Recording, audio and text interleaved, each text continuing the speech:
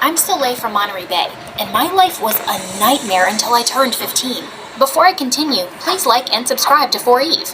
I was born with a condition called macrodontia. That meant my teeth were much larger than normal size. It wasn't a big deal, but people were giving me a hard time for it. Like one time in 4th grade, I was waiting in line for picture day when my teacher, Mrs. Smith, pulled me aside. "Sweetie, I need you to keep your mouth closed for the picture.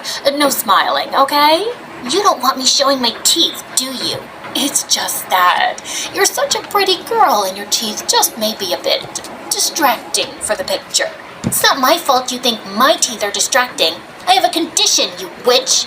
Maybe I shouldn't have called Mrs. Smith a witch. It landed me in double detention. But luckily, I told my parents everything that had happened, and they were furious. They got my teacher fired for discrimination against a kid, and I felt pretty pleased with myself. Though, unfortunately, kids at school started making fun of my teeth after the picture day incident. I ignored them most of the time, but sometimes I just wanted to slap their dumb faces. The only thing that helped me through the day was singing after school in my room. It was my dream to become a singer, but I was way too shy to sing in public. Then one day, everything changed when a new girl came to our class. Her name was Lydia, and she was a famous child actress. I'd loved her movies ever since kindergarten. She was literally my idol. We were even paired as lab partners and instantly became friends. I told Lydia all about the bullying and my witch teacher, Mrs. Smith, and she was so sweet. "Those people are dumb. You're perfect just the way you are. Just stick by my side and none of the bullies will ever bother you again." Soon I found out Lydia was right. Whenever I was with her, the kids left me alone. I was untouchable. By the time Lydia and I were in 8th grade, we'd become besties. But when we got to high school, things got a little crazy. On our first day, kids started staring and whispering at us in the hallway. Within seconds, everyone pushed past me so they could take selfies with Lydia and ask for her autograph. This went on all morning, and by lunchtime, I decided to study in the library for some peace and quiet. Then suddenly, as I was walking to a table, I tripped over someone's shoe from behind. We both fell forward and I landed on top of some girl. "Get off me, you jerk." "Jeez, I'm sorry, it was an accident." "Please, I know who you are. You're the new bodyguard of that teen actress Lydia. You think you're so important that you don't have to look where you're going." First of all, I don't think that at all. And second, I'm not Lydia's bodyguard. I'm her best friend. Well, she's telling everyone you're her new bodyguard. If I were you, I'd find out what that's about. The girl got up and stormed off. What was she talking about?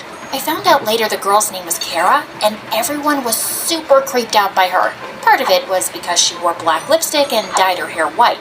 The other reason was because she just sat in the library all day and never talked to anyone. So I probably shouldn't take anything she said seriously, right? But her comment about me being Lydia's bodyguard was just so weird. So I decided to confront Lydia about it. And when I did, she got really quiet. "I have to tell you something. I have a stalker. He's some obsessed fan who's been sending me weird letters that he's gonna kidnap me and we're gonna get married. I don't even want to talk about it. I just really need a bodyguard." Whoa, I had no idea. But wouldn't it be better if you hired some big, tough adult? I mean, I can't fight a weirdo stalker. Soleil, you're my best friend. You're the only person I trust. I don't want some stranger following me around 24/7. Please, I need you to do this for me. Okay, don't worry. I want you to be safe, so I'll be your bodyguard. Lydia was really relieved, and I was glad I could protect her. But soon I discovered being her bodyguard was a living hell. Not only did I have to follow Lydia everywhere, I had to shoo away everyone who tried to talk to her. Lydia just didn't trust anyone, but her fans blamed me for it. "I just wanted to know where Lydia bought her bracelet. I'm not trying to hurt her, you jerk." Then one day, things got really out of hand. I was walking Lydia down the hall when this muscular jock tried to shove me. "Out of my way, Buckteeth. I want to talk to our local movie star, aka my future girlfriend." Lydia just looked at her phone, and I knew that meant she wasn't interested and didn't want to deal with him. "Sorry, dude, but Lydia doesn't want to talk to you, and as her bodyguard, I'll have to ask you to leave." At that second, the guy grabbed my shoulder, and I had no idea what he was going to do. I turned to Lydia for help, but I didn't see her anywhere. Instead, some girl pinned the guy's arms behind his back. It was Kara. "Leave her alone, psycho. My mom's a cop and can have you locked up, so you never see the light of day again." Kara let the guy go and he ran off. I was amazed that she, of all people, had defended me. Wow, Kara, I can't thank you enough for protecting me. I was so scared. Don't get used to it. I just felt bad for you because you're the bodyguard of that stuck-up princess. Notice how she just walked off while you almost got beaten up. Kara walked off and I realized her words made sense. Lydia had abandoned me, and worse, when I kept calling and texting her, she didn't answer. The same day at school, I saw Kara walking into the auditorium, which was empty. This girl was so mysterious. I followed her inside, and seeing her, my jaw dropped. She was playing the piano, and she was incredible. Holy crud, you're a pianist? I didn't mean to sneak up on you. Please don't punch me. But you're really good, dude. Ugh, you again. Yeah, I play the piano, but I'm not that good.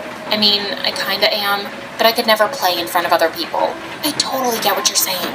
I've always wanted to be a singer, but I've never had the guts to sing in front of anyone. So why not sing something now? Come on, no one's here. And you've heard me play piano. It's only fair. I took a deep breath and started to sing something. And for the first time, I saw Kara smile. You're not bad at all, Soleil. You should try out for the spring showcase. If you do, maybe I'll accompany you. I felt my heart race. Was she serious? At that second, my phone rang, and it was Lydia. Girl, where have you been? I've been calling you all day. I am so sorry, but you have to come to the school parking lot. My stalker just showed up. Oh no. I panicked and hung up the phone. Then I ran out of the auditorium, totally forgetting about Kara. When I got to the parking lot, I stopped short when I saw Lydia kissing some guy. Lydia? What's going on? Where's the stalker? Oh, this is him. I decided in the end I like him, and he's cute. What? Why would you like someone who stalked you and made you feel unsafe? He didn't stalk me. He's just some guy who hit on me at the mall and I wasn't interested, so I thought he might stalk me. But I took his number anyway in case I wanted to give him a chance. And I did. Are you kidding me? Do you know how exhausted I've been being your bodyguard? Some guy even grabbed me and you left me to make out with some stranger? Well, I thought if I told you the full truth, you wouldn't be my bodyguard. You have no idea what it's like to be me. Having to talk to fans all the time and being a celebrity, you've never even had a real friend before me. It's fine, it's just you have no idea what I've gone through. What the heck? I was too angry to even answer her, so I just stormed off. I couldn't believe Lydia. Maybe it was tough being a celebrity, but did she have any idea what I had gone through? Being bullied my whole life and never having friends? I decided then and there I was done living in Lydia's shadow. I was trying out with Kara for the spring showcase. It was my turn to shine. So the next day, I auditioned with Kara and it went amazingly. The director was blown away by our talent, and I had no idea what I'd been so scared of. We were in. Craziest of all the other performers were chosen, and we got the last spot. But just as we were walking out of the auditorium, I saw Lydia sitting in the back row, and her face was white with rage. How could you do that to me, Soleil? You knew I wanted to sing for the showcase. The directors aren't accepting any more performers now. You never told me you were auditioning. You don't even sing. Of course I sing. And no offense, but you're not meant to be a performer. You need a certain look, and you don't have it. I love you, but someone needs to break it to you. I felt myself boil with rage. Who was she to say I couldn't be a performer? Because of my teeth? Then suddenly, Kara whipped out her phone and held it in front of Lydia's face. A video started playing of a girl screeching. Remember at Grandpa's birthday party when we did karaoke, and you sang like a dying cat? Well, I filmed the video, and if you try to get in our way of performing, I'll post it online. You are so mean, Kara. And for your information, I sing way better now. And I'm not gonna let my bestie embarrass herself in front of everyone. With that, Lydia stomped off, and I was so confused. How did she and Kara know each other? And why did Kara say Grandpa? In case you're wondering, Lydia and I are cousins. You guys may be friends, but I'm the only one who knows she's a two-faced witch. What? You guys are cousins? No, wait. Look, I know Lydia can be a little selfish, but she's not a bad person. She totally saved my life in middle school. All the kids were teasing me because of my teeth, and she protected me. Lydia's the only one who's seen me for who I am as a person and not what I look like. Oh, babe, you are just too naive. Come with me and I'll show you what kind of person Lydia really is. Kara caught my full attention, and I followed her to Lydia's locker. I watched as Kara picked the lock and took out a worn-out journal. This is Lydia's diary.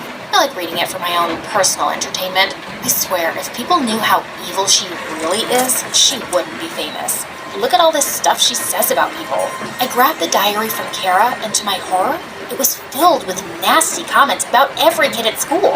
And then I saw something that broke my heart. Lydia had cut out pictures of me and colored in my teeth with black marker. On the page, she'd written, "I don't know how much longer I can pretend to be this freak's friend, but her loser status makes me feel so much better about myself." Before I could stop myself, I burst into tears. My whole friendship with Lydia had been a lie. Kara put her arm around me. "I know it sucks, but at least you know the kind of person she is now. I'll help you get revenge. We'll crush her at the showcase." "Thanks, Kara, but I think I just need to be alone right now." I went home and ditched the rest of my classes. I didn't come out of my bedroom for 2 days and refused to go to school. I was just so depressed and I felt like such an idiot. And then my mom came to my room with some news. "Soleil, I know you're suffering right now, but I wanted to tell you something that for sure will cheer you up." "What is it?" "Your dad and I finally saved up the money to get braces. We can finally fix your teeth." "Why? Because I'm too ugly for you to look at?" "Of course not, sweetie. This has nothing to do with looks. It's just better for your jaw if we get this fixed. It'll be easier to brush your teeth and eat and take care of dental hygiene." Mom made a pretty good point, so that week, I let her take me to the orthodontist and I got braces.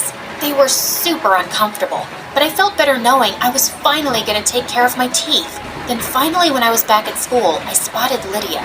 I hadn't seen her since I'd read her diary, and when she saw me with braces, she freaked.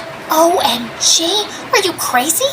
I thought you were proud of how you looked. Yet you got braces, which means you obviously hate yourself." "No, I love myself. That's why I got braces for my health. Also, congratulations. You don't have to pretend to be my friend anymore. I made new friends. Way better friends." With that, I walked away before she could answer. Kara was waiting for me by my locker. I couldn't believe I'd misjudged her. Maybe she was a freak like me, but she was amazing. That evening, Kara and I had our show and I was super nervous. We had to go back to school at 7 p.m. to get ready. When we got there, crowds of kids were already outside the building. That's when we saw a mob of kids in the courtyard gathered around Lydia, yelling at her. They were holding their phones in her face and saying things like two-faced and sicko. What was going on? That's when I saw Kara laughing in the corner. I posted the pages of Lydia's diary all over Instagram. Now everyone knows all the awful things she wrote about them. Whoa, Kara, I know she's a jerk, but isn't that kind of low? Not as low as faking being your best friend for years. And everyone deserves to know the truth about her. Trust me, Soleil. I still felt a little weird about it, but I knew deep down, Kara was right. As we walked on the stage later together, the audience cheered and whistled. Don't be afraid of the decisions you make, because life is all about making choices and learning from them.